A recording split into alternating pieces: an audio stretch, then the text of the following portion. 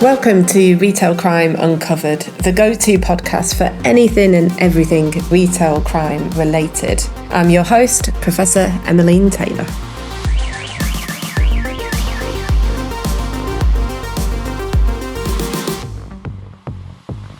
So I'm really excited to be joined today by Stewart Farrell. He's the head of retail loss prevention at Next, and he's joining us today to talk to us all about his extensive experience in this role and also in previous roles in another life.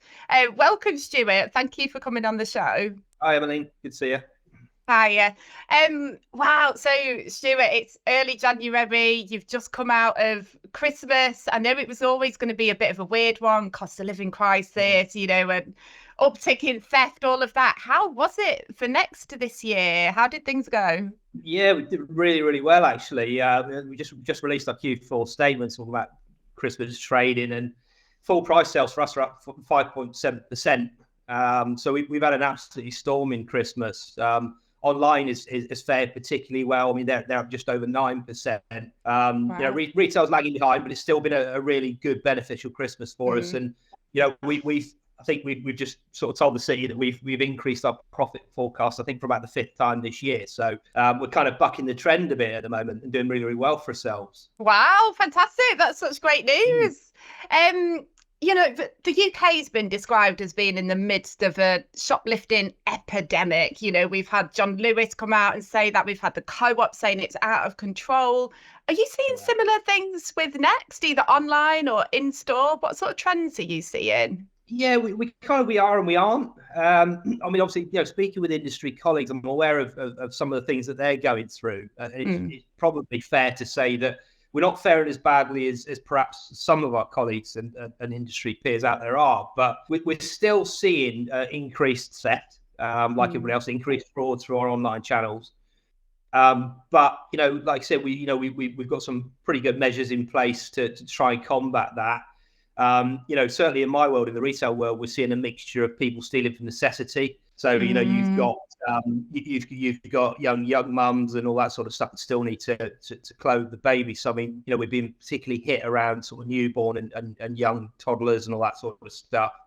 And then the other side is the magpie effect. Because we've now got retail stores that are absolutely full of branded gear now, branded merchandise and things like that. It's just attracting not only your local prolifics, but it's attracting everything up to organised criminal groups. So some of our brands are very, very well known. I'll talk about things like Victoria's Secret and Bath and Body Works. So they're being targeted specifically. And the organised element have looked at it now and we're now a worthy target, whereas traditionally a couple of years ago, perhaps we weren't. Yeah, definitely. And so what sort of measures do you put in place? Because it sounds like you might need quite different measures for, your opportunistic mum who's just trying to make the household budget stretch, to networked criminal gangs, that are targeting your merchandise because they can then sell it on. So how do you sort of speak to those different types of offenders to try and deter them? Well, it's quite difficult because we are a true omni-channel retailer. So what we've got and what we've had increasingly over the last couple of years is a real closer link between what goes on in warehousing through online into the retail stores. You talk about things like our parcel pickups. That's all obviously online product that comes in through stores. And if you're in a Next store, you'll see things we've got like return lockers. So these little lockers that customers can come in, they can make a return and put their online purchase back in to go back into the network. So we're seeing things like increased fraud through them sorts of things, which again, traditionally we wouldn't have seen because we didn't have them in there. And it was, everything worked in silos a little bit. But what we do is obviously we've got a really, really good handle on our risk. So, we're at the table straight away when different sort of departments within the business come up with these ideas. It's really refreshing to see that loss prevention are at that conversation. So that kind of enables us in a way to try and work with these different departments and design out the crime. So, we've done that over the last couple of years. We've seen the risk that these big and beautiful brands bring to our business. We've put in some pretty good, procedures, policies, as well as the sort of technology. I don't think we don't do anything outside of what other retailers do per se, but we make sure that we've got good basic security equipment. We're talking about really good CCTV, good coverage, good quality CCTV coverage. Make sure our alarm pedestals are, as best as we can possibly have them. And just generally, the usual things that are in retailers, but we just make sure we try and do it right. Okay. And it struck me as well when you said, the conversations that take place across the different departments, because I think some businesses still struggle to see loss prevention as such a core element of everything, merchandising, how you display products, how you protect them. Does that feel quite different at Next then? Do you feel that it's a conversation that everybody shares? Yeah, I think we do now. Going back a couple of years, it probably wasn't the case. But I think with this, with the management team that we've got in place at the moment, I think we've almost, we've shown different departments within the business that we can be enablers. We don't go in with the block-in mentality that, we're security, we want to put everything behind glass, we want to cover everything with bags. We don't. We try and work with them because we understand what our business is and what we're trying to achieve. Yeah. So, we try and work together, come to the solution that benefits everybody. And ultimately it's about, it's about sales. So whatever we do and put in place, we don't want to hamper or block sales anyway. So I think by doing that consistently over the last couple of years, I think it's given us quite a good reputation within our business. And we've got these other departments now which are willing to speak to us at the outset, knowing full well that we're not just going to sit there with a traditional loss prevention head on and say, no, you can't do this, you can't do that. So definitely. Yeah, I think, as you say, it's about enabling, isn't it? Rather than just, lock everything down, don't let anybody touch anything. I was really interested in some of the innovations that Next are doing around unique barcodes. So can you tell us a bit about these? Because they sound like a bit of a game changer to me in terms of being able to track products. And as you mentioned, returns fraud is such a big issue. How do they work? What do they do? Yeah, so we've had a thing called UID now since 2010. So it's not a new thing, but it was an absolutely massive, monumental piece of work, and it came at great cost to bring it in. But basically, what it does is each individual garment's got a 15-digit unique code on it. So we're able to track from sort of cradle to grave every single individual item that goes through our business, through warehousing, through stores, through returns, through online sales. And it is a real game changer. And I know, working with the police over the years, they absolutely love it because it's that final piece of evidence that if they stop a car driving down the M1, which is absolutely full of stock, by looking at our app and working out exactly what, the history of that item, they're able to determine whether it's ever been sold, whether it's been through a till point in the first place or anything like that. So evidentially, we've had some massive wins over the years. Personally, before I did this role, I worked on the online side as a fraud investigator and took a number of cases to court and was successful based on the back of our unique identification system. So I suppose in a nutshell, I'd say it's a massive piece of work to bring into a big business, and it is considerable expense. But, we're almost 14, 15 years down the line now, so it's mature. And we really see the benefit. And not only myself in retail, but my colleague who heads up the online team. It's a real benefit to him and his team when dealing with fraudsters. Absolutely. Yeah, so my naivety will show through now. So it's not RFID. It's not about actually tracking the item. It's that you can scan it and then see whether that product has ever been sold, and you can track it from the distribution centre right through to where it should be. Yeah, correct. So on the swing ticket, the label. So this is where the flaw can come in. So for instance, if a thief is aware of it, obviously steals our product, rips the label, rips the swing ticket off. But also I'll explain how we can get around that in a second. But that's generally where it's limited. However, if the swing ticket's still on the product, we've got an app that runs alongside it, which most of the loss prevention team have, and you can enter that 15-digit in, and as you say, it will give you the life history of that garment, so you can see exactly when it came into the business, at each scanning point and touch point that it's had along the way, including things like, daily RFID scans in store. In store, you can see exactly where it is, and typically, if an item's been stolen, you'll see that all of a sudden, the scans stop at a certain point and you don't see that final stage where it goes through the till. Yeah. So you can, so you can determine there. But what we've also got on a number of our particular high risk products is we've got a sewn in UID as well, which we call a U label. So for instance, if you take a suit jacket, sewn into the seam somewhere is that same U label, which gives you that same information. So if you've got a canny thief, say for instance, who's aware of the system, rips the swing ticket off, which is easy enough, they might necessarily know about the U label. We've got brand protection. One of my colleagues is on our senior management team.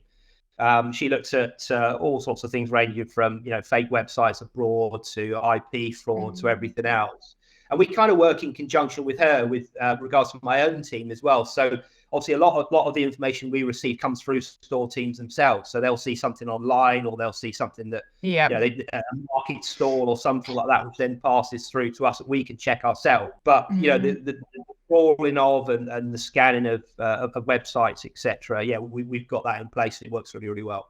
Fantastic. Because there's so much attention at the moment, isn't there, on the actual thieves themselves that are stealing things from in store, but quite often they're passing goods on to a handler or a fence who's then selling them either online or face to face using sort of shadow marketplaces. And I just worry sometimes that they don't get the same amount of focus, those people that are actually shifting the stolen goods in the end.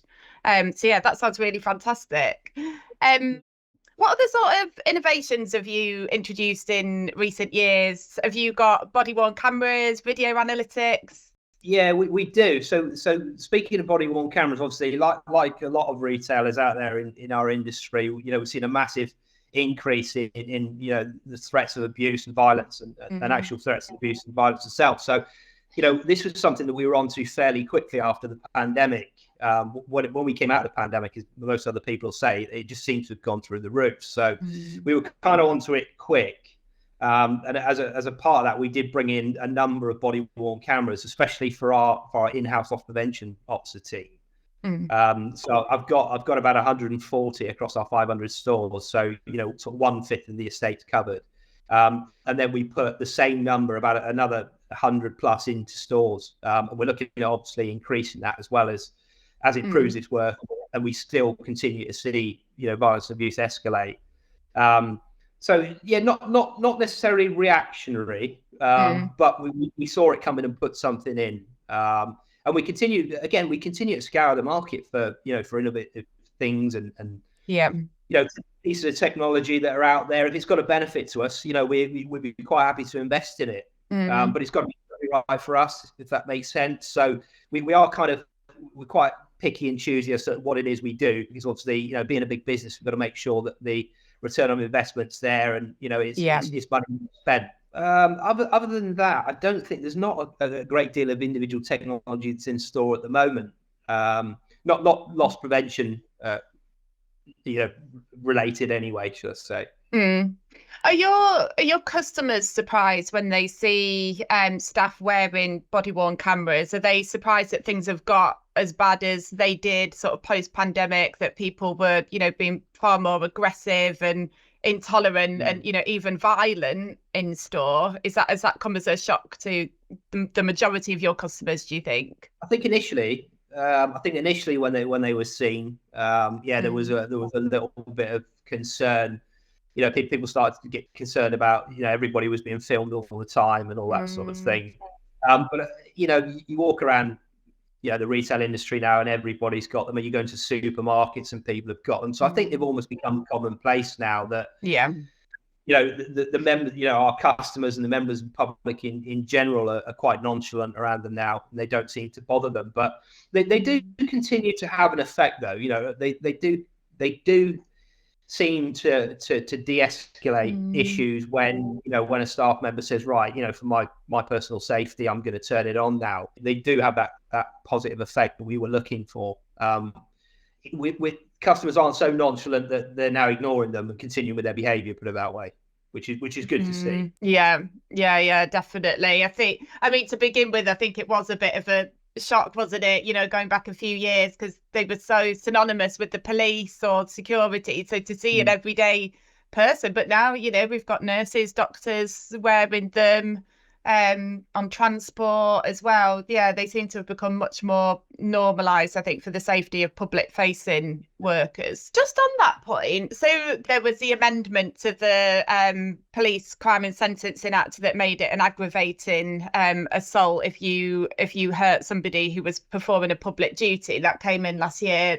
There's a campaign at the moment to make it a standalone offence, so similar to the emergency workers protections that we've got. Is that something that Next has been involved with or supports? Yeah, definitely. Yes, yeah. I've been talking to obviously the police and government and things about that.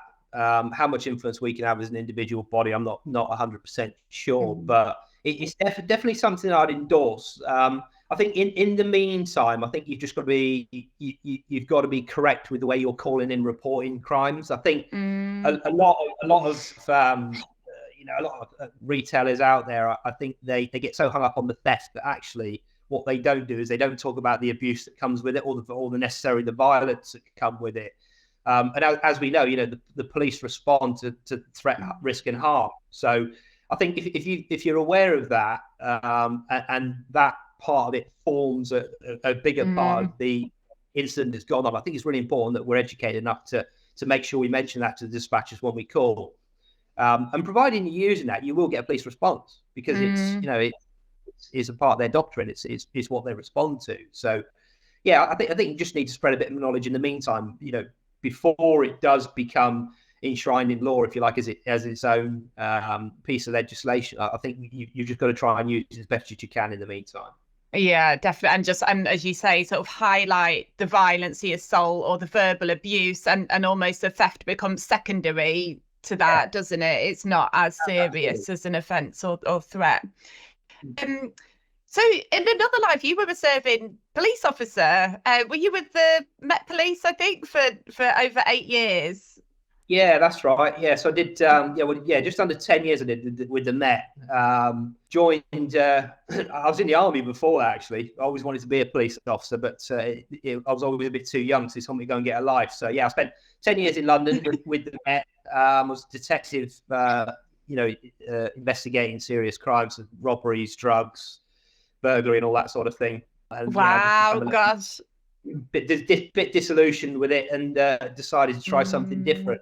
How does that experience sort of contribute towards your role as head of retail loss prevention? Is it a lot of the same learning, or did you almost have to forget how to be a police officer in order to take on this role? Like, are there overlaps? I think the only overlaps, Emily, are the soft skills. The calmness under pressure, things not getting to you too much, all those sorts of things. But yeah, to your point, actually, I had to forget everything, because business is a completely way of thinking than the way you did in the police. Police was very, I'm a police officer, you do as I say, sort of thing. Whereas it doesn't work like that in a business. You're if only it did.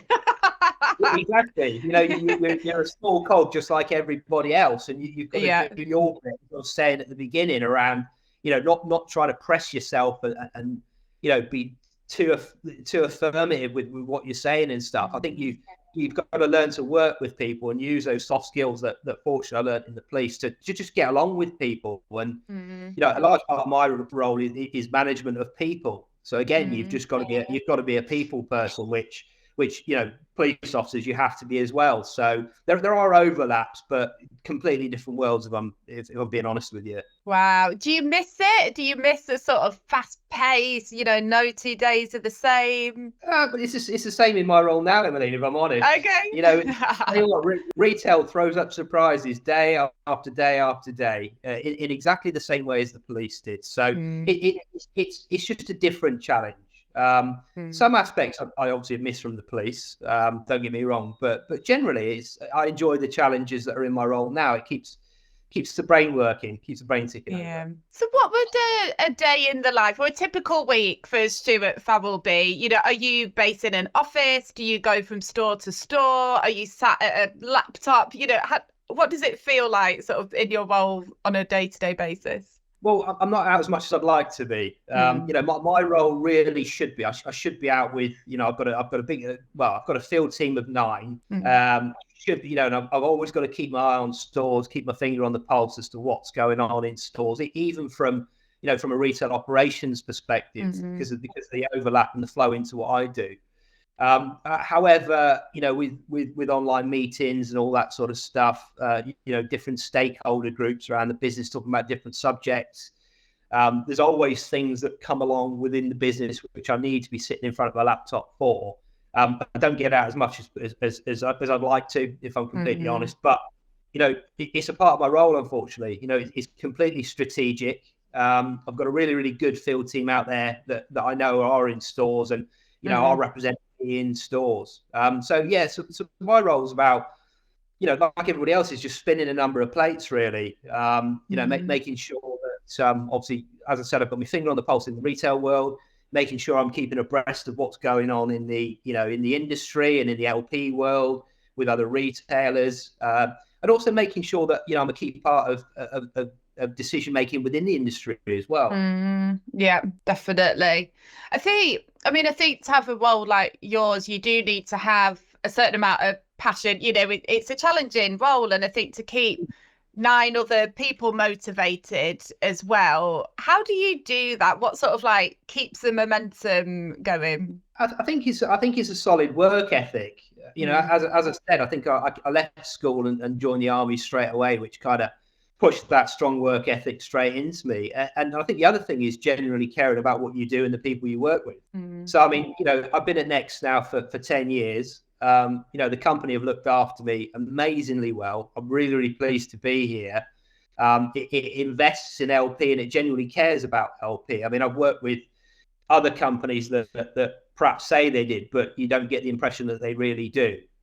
Whereas, Next back up what they say with investment, with support and backing, really. So I think it's I'm caught in that circle now of I care what I do, I care about the people I work with, and I care about the company, and I also see that reciprocated back through the company. So that's enough for me. Keeps me inspired, it keeps me motivated, and working with people out there in the wider industry. Again, you get to meet new people all the time, new experiences, different conversations about different things all the time. So yeah, definitely. 2 days are the same. You could be talking about, you could be talking 10, 15 different subjects during a day, which sometimes can be confusing, but it's a good confusion. It keeps you on your toes.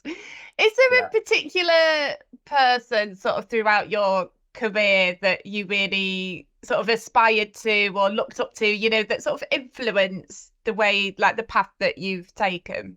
There's been lots, to be honest. but what I've kind of done is I've gone through my career, worked with some really, really good people, and I've taken the best bits I like from those people. And I've almost kind of the way I work is almost like a mosaic of all those different people and experiences that I've gone through. Yeah. So you know what it's like. Nobody's perfect, but you work with some really, really good people, and you think there's definitely some things there that I want to imitate, I want to use, I want to adopt in my own working practices. But then again, there might be some process in that, or the way they do certain things that you want to drop. So rather than find that one perfect person, I've worked with lots of really, really good people. I've taken chunks of each, I think, and it's made me, I have to say, along with matching that to my own conscience and the way I want to do things myself as well. Yeah, definitely. And I think it's that you sort of then want to emulate being the role model, don't you, and show sort of best practice. And I think you certainly have done that in terms of the collaborations that you have, and as you said, sort of being a voice in the industry, which is so important. I just wanted to talk a little bit about retail collaboration, because there's so much exciting stuff taking place at the moment. And so one of them, Next, is one of the contributors to Operation Pegasus.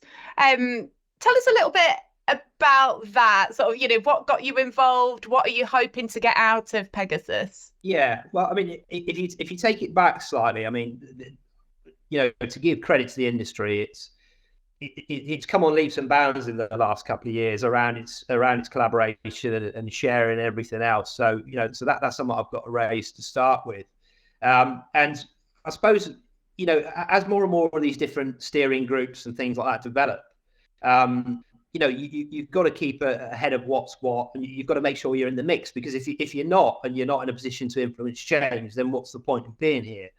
So, fortunately for me, I've been invited to a number of key groups. I was invited to the RCAG, the crime steering group, and the whole Pegasus thing literally just came out of a conversation with key retailers sat around the table. The question was really, really open. It was just over a year ago, and the question was, what is it that's affecting retailers? What is it you want to see most? And the majority of people who sat around the table were talking about the organised crime, and they were talking about the sort of the non-link up between police forces, nationwide. And it was a real frustration that came to me. The majority of the people sat around the table. So out of everything, I think we chose to focus and hone in on organised retail crime. We all shared stories about how it was affecting us in individual ways. And there was a real sort of like coming together of minds during that conversation. And that's the direction we went off in. So I think one of the key things was timing. I think the timing was absolutely spot on to getting the Pegasus Opal collaboration off the ground. There was a lot in the media around theft, talking about organised crime.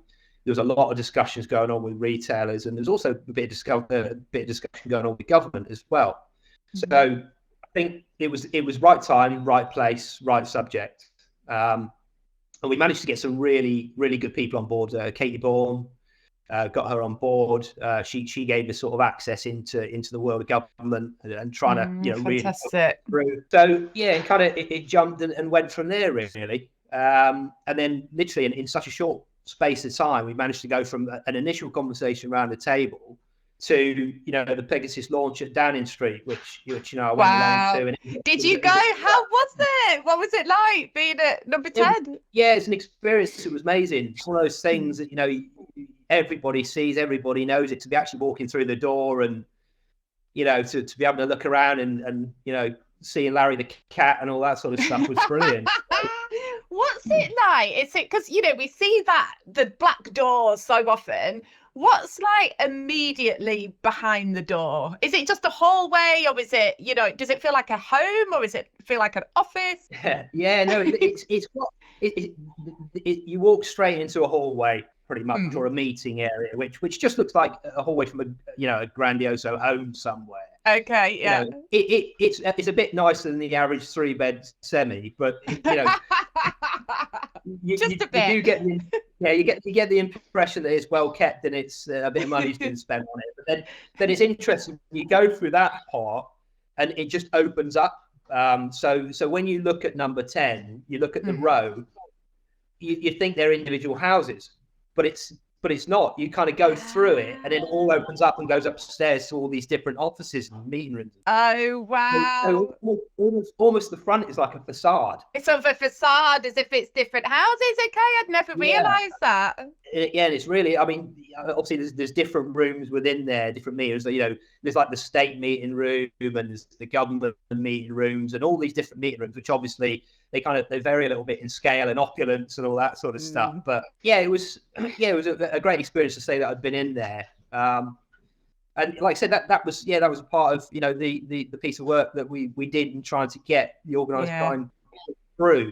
Fantastic. And did you get the sense so that meeting was chaired by the Minister Chris Philps, wasn't it? Did you get the sense that he gets it, he understands what the issues are and is committed to seeing that change? Yeah, I think so. I mean, to be fair, he's come into a bit of criticism because I think he got into the job and kind of he made a few comments and he was all over the telly and the newspapers sort of saying certain things which ruffled some feathers. I think he kind of went a little bit too quick without thinking about what he was advocating. Yeah.